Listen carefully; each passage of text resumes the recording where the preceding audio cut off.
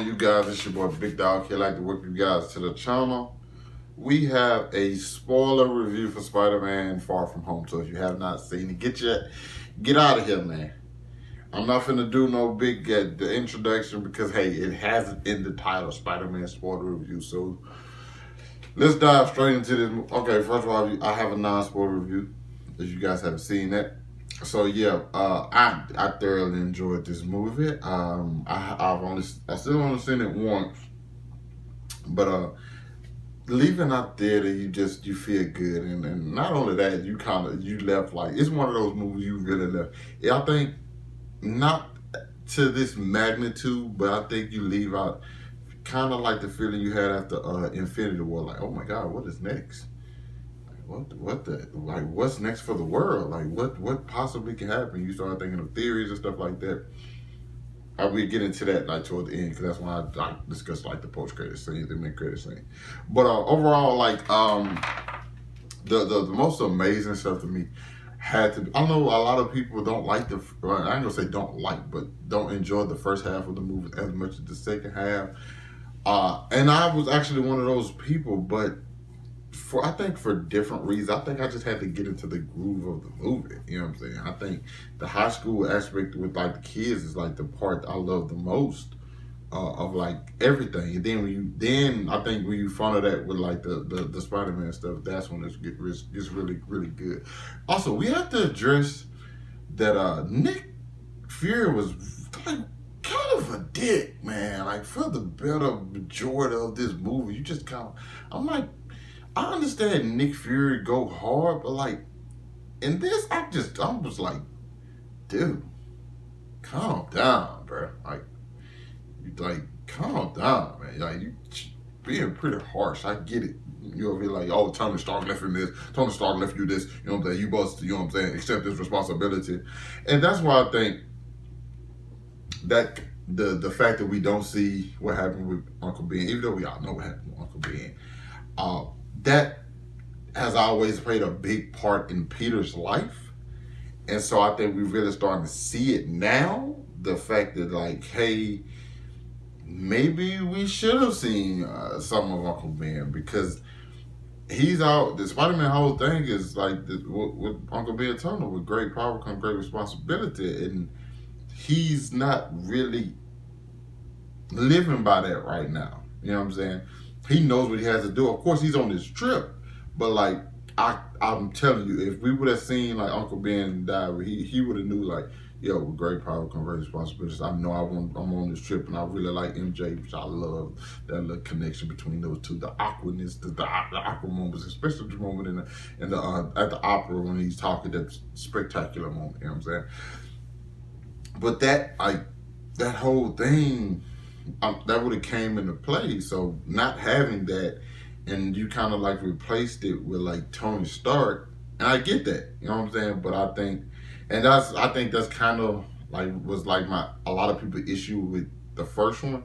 It's like, hey, it's so much Tony Stark, and they do have a very very good relationship. It's just Uncle Ben was such a big detrimental part to Peter's life.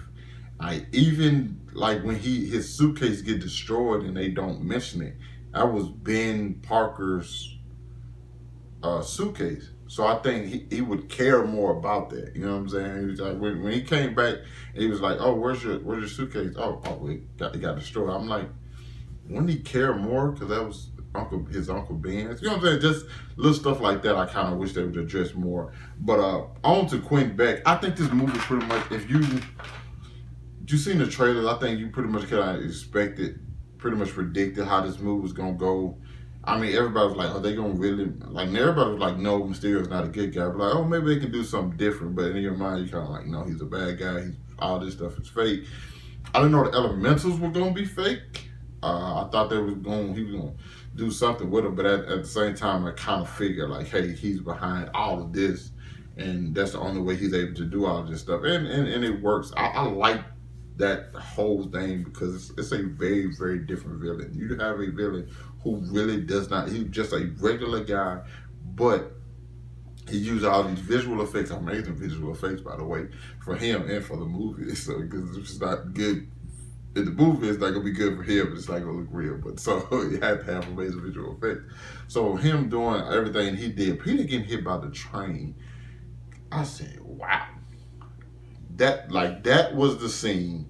Well, it was actually before that. It was a couple of scenes before that. Just like I said, just the moments between him and MJ really got to me because I'm a sucker for love in movies. Man, in movies, okay, in movies and TV shows, I'm a sucker for love. And so when they have those little moments of like, hey, where they have this like uneasy feeling around each other because they both know they like each other, but like neither of them knows how to express it. It's fun, you know what I'm saying? It's weird, but it's fun. Even at the end, where like they give like 2 awkward kisses before they get it right on the third one. So it's like, yeah, I dig it. You know what I'm saying? I dig it. And but yeah, back to the moment where we have the whole mind trip or the visual trip, and like he's putting him in all these different suits and telling him he's a failure, and he has Spider-Man punching the walls and falling off of stuff and has glass falling. Spider-Man don't know what's real. Was amazing. Easily one of the best scenes I've ever seen in a Spider-Man film. The best scene out of any Spider-Man film, period. In my opinion, you know, as far as like action and stuff goes, especially because I was like, yo, this is great. I mean, me and everybody I was with, we sat up and it was like, oh my. At that moment, we was just like, oh my God, this movie just went to another level. That's when the movie like really hit another level and just stayed there. It was already good, but like it just hit there like, you know what I'm saying? It just that punch in the gut was like, yeah, we're going now, people. We're going. The stuff with Ned was okay. I think it was just kind of like throwaway stuff. You know what I'm saying? They gave him something to do because it's for story more focused on. The main story was like Peter wanted to get with MJ. You know, so that was the main story. So Ned kind of took like a backseat. Him and the girl started dating. Boom, break up when they get back. It's like, hey man, it's a little flame. Speaking of flame, talk about how Aunt May shot my boy Happy down. May is participating in the hot girl summer. Okay, May is out here. Yo, May is out here for the summer, man. You know what I'm saying? Hey, she just. Hey, but now it's really get cold. It's cuffing season time. She don't need somebody. She don't have to call my boy Happy. You know what I'm saying? Summer, just call my boy Summer Flame. Ooh, Happy was her. I know it was her because I don't blame her because Marissa Tomei is mega fine. You hear me? Mega fine. But on to and I think that for me, I really feel like these movies are like all the way mapped out. You know how I get it. These MCU be mapped out, but like I feel like in particular Spider-Man, Homecoming, Far From Home, and even whatever the third was gonna be named, I feel like they're mapped out. Reason being is because the way they set up things in Homecoming, and then folds into this, or like now. I'm pretty sure in the third we're gonna explore like what's going on with Flash, you know what I'm saying, his parents, you know what I'm saying, how that's gonna affect him. We're gonna now Spider-Man's identity is out. That's some post-credit scene. I get to that in a second, but like just so many different things. Well, okay, I'll get that in just a second because I know it's one thing I want to talk about that made me the happiest in the entire movie. If I'm just being honest, but like. I just feel like these films are so mapped out. But I'm wondering, when are they going to introduce like Oscorp? Because isn't that where Spider-Man got bit? I know we didn't get to see his origin, but like, isn't that where he got bit by the spider? So when are we going to get introduced to Oscorp and Harry and so on and so forth? I do not think they're going to use it for the third one.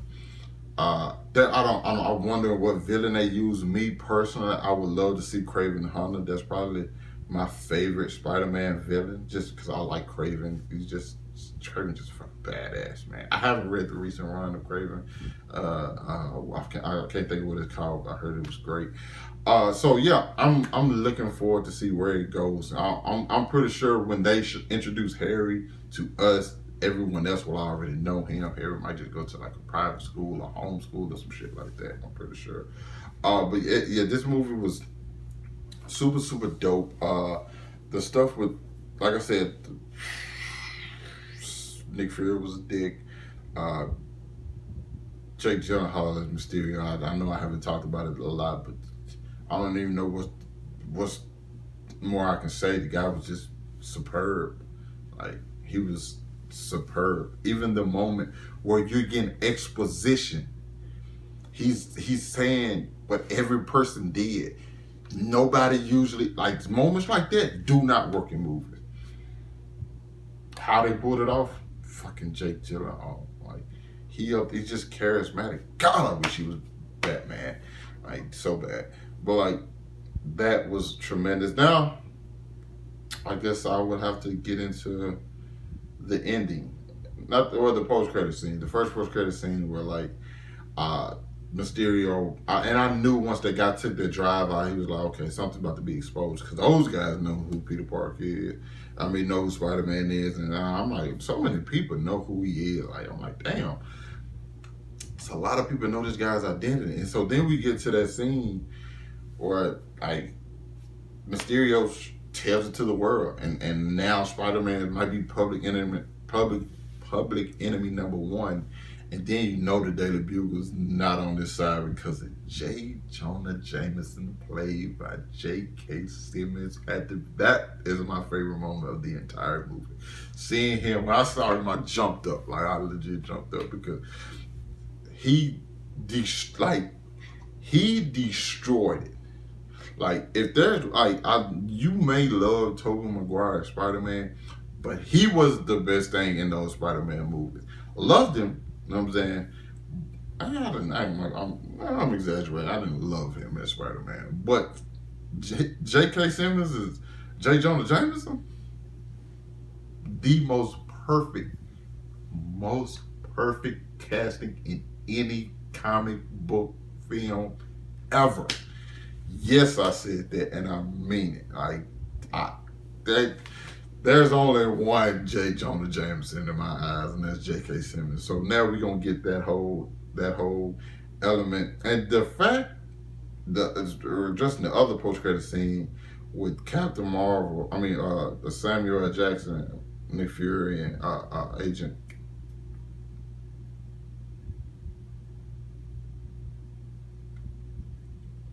Maria Hill.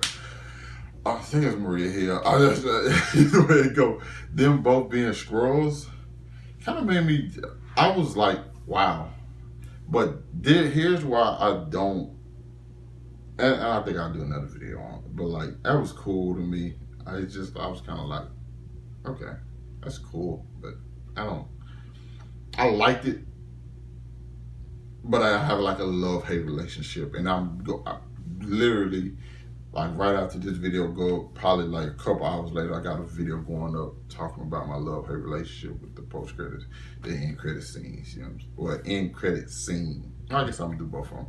But so yeah, I'm gonna cut this one short because I don't want to like make this video too long, and I just want to get like basing it into like the meat of the story, like Spider-Man Far From Home. But you guys let me know what you thought about this Spider-Man Far From Home down in the comments. Get into all the spoiler shit, because if they haven't seen it, they should be in the spoiler section. In the comment section of a spoiler review. Let's just be honest. But I'll catch you guys later. Peace.